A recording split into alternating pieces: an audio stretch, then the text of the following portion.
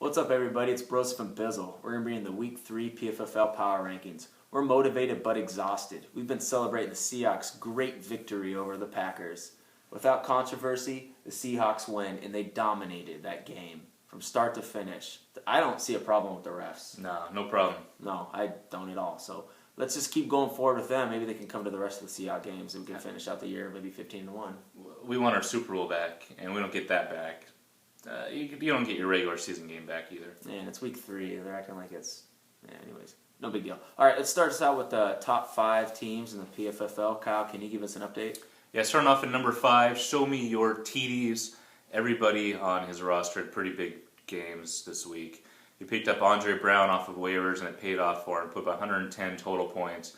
Beat one of my Gary Madison teams. He beat me for Andre Brown. I also put in a waiver, and it ended up paying off for him. Number 4, the Washington Cornhuskers. They were up here last week. We talked about them. They're up here again. I expect that they'll probably win again this week and be up here next week. Debulanos 3.3 comes in at number 3. Debulanos 3.1 at number 2. Whoa.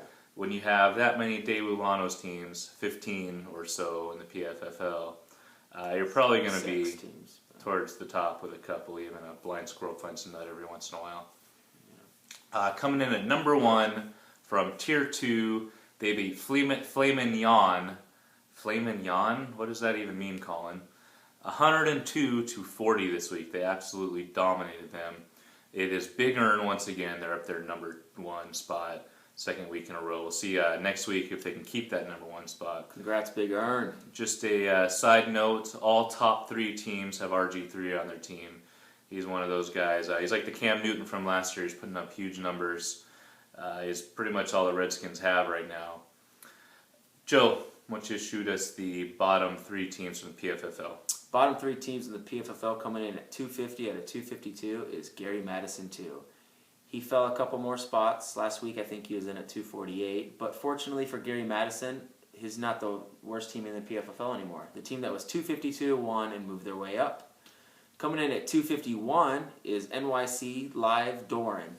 They didn't start a flex, and they started Matt Forte. You're not going to win with those kind of players out there, ones that are hurt and ones that are non-existent. So please update your rosters. That's the fun. You ruin it for the other people in the league. I don't see why you wouldn't update. It's only week 3. You're not out of it yet. Coming in at 252 is Sunday Crew. You got Chris Johnson and Cam Newton, a couple of underachievers.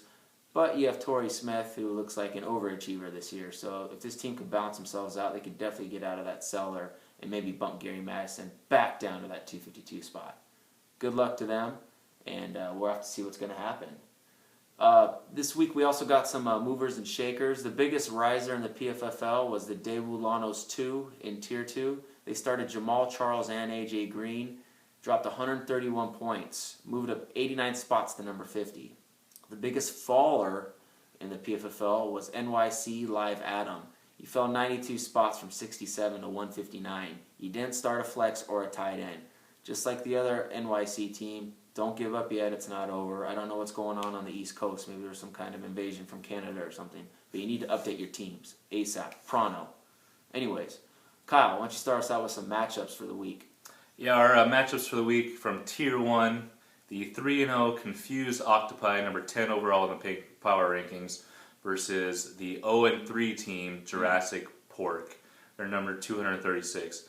The reason we picked this is because Confused Octopi can move to the very, very top of this tier with a win. Jurassic Pork would pretty much be out of it at 0-4. We'll see if Jurassic Pork can pull off the upset. I think we all like a good upset. From Tier 2, one of those good names, Big Wood versus the Pittsburgh Feelers. Big Wood's 3-0, number 21 overall in the power rankings. The Pittsburgh Feelers actually tied last week. They're now 2-0-1, number 52 overall. Again, it's going to be whoever wins this is going to take over that top spot in their tier. Coming from Tier 3, it's the Tier 3 3I League. Sucker Punch in Vegas, they're 3-0, number 32 overall, versus the Debulanos 3.3. They are also 3-0. They're the number 3 overall team in the PFFL. This is my matchup in the week for Week 3. It features these two BFFs. They're like this. They spend all night together sitting there talking about their feelings. This guy once said that he had feelings that go deep between him and Sucker Punch in Vegas. They played last week in a different league. Daewoo Lanos beat Sucker Punch in Vegas, and since then, Sucker Punch in Vegas has been very emo.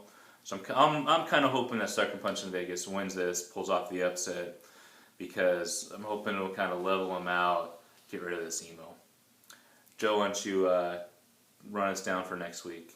So next week we're going to be updating the top 5 teams in the PFFL, the bottom 3 teams in the PFFL, the movers and shakers, and the matchups of the week. Next week, we're going to start you out with some recaps of this week's matchups, because I want to definitely give you an update what's going on with this Sucker Punch in Vegas, Daewoo Lanos controversy that he's so upset about. So, I'm not upset. Join us next week for some more updates and PFFL Power Rankings. Later, guys.